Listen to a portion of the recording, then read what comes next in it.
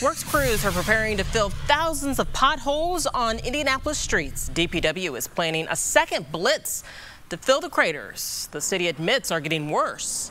RTV6's Katie Hines is live downtown. And Katie, how are crews prioritizing which potholes to fix first? Well, Erica, the DPW director says there are more potholes this year than years past, and those potholes are deeper. Case in point, right here on Capitol Avenue, just south of Washington Street. He says that crews are going to focus on the most heavily traveled roads first, roads like Capitol, and also on those potholes that have already caused damage to people's cars.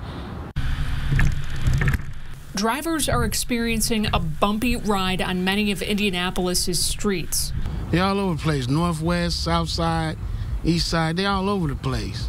DPW Director Dan Parker says the potholes are worse this year, and the weather's to blame. Temperature swings have created thousands of potholes in all parts of the city. We know what our job is, and that's to hit the streets every single day. What I would say is that the men and women of DPW haven't had a weekend off since Christmas. He says the problem spans 5 decades of underinvestment in the city's roads. Parker says there are $2.5 billion in infrastructure needs, but the agency has the funding to spend less than half of what's recommended annually to maintain the current condition of the pavement. Unfortunately, you're probably going to see us have to go back to some of the major streets that we did the first time because, you know, since we did that and it got cold again, some stuff was just popping back out. It's a costly problem for the city and drivers. This is a coil spring. As you can see, it hit a chuck hole and it actually broke right here. Northeast Auto Service is seeing a flurry of customers coming in with pothole damage. We're seeing a lot of bent rims. We're seeing steel belts, broken in tires. Mechanic Keith Purdy says the best advice is to avoid the potholes if you can. If you can't, slow down.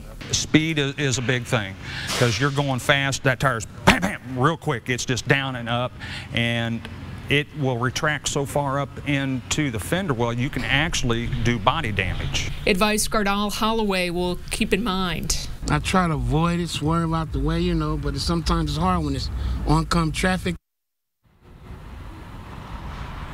And you might have seen some potholes that are blocked off with orange cones, at least one on Kessler, at least one on Keystone that we found today.